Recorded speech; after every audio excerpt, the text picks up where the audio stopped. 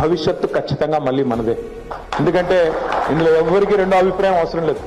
అప్పుడప్పుడు చీకటిని చూస్తేనే వెలుగు విలువ తెలుస్తుంది, గాడిదని చూస్తేనే గుర్రం విలువ కూడా తెలుస్తుంది ప్రజలకు కూడా.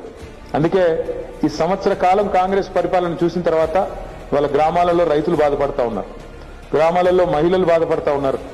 పిల్లలు 2 లక్షల ఉద్యోగాలు అని చెప్పి రాహుల్ గాంధీ బొంకితే నమ్మి ఓటేసిన పిల్లలు వాళ్ళు బాధపడతా ఉన్నారు. ఇంకా ఏ వర్గం చివరికి పెద్ద మనుషులు, వయసు మళ్ళిన పెద్ద మనుషులు పెన్షన్ తీసుకునే వాళ్ళు, వాళ్ళది కూడా 2 నెలలు పెన్షన్ కొట్టిన ప్రభుత్వం దుర్మార్గ ప్రభుత్వం ఈ ప్రభుత్వం.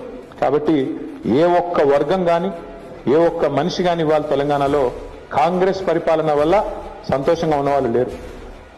వాళ్ళ ముందు తీసుకెళ్లిపోయి ఒక గొట్టం పెడితే చాలు, అసలు అవతల ప్రభుత్వం ఉంది, మంత్రులు ఉన్నారు, ముఖ్యమంత్రులు ఉన్నారు అనే భయం కూడా లేకుండా వాళ్ళ గర్జిస్తా ఉన్నారు ప్రజలు సంవత్సరం తిరగకుండా.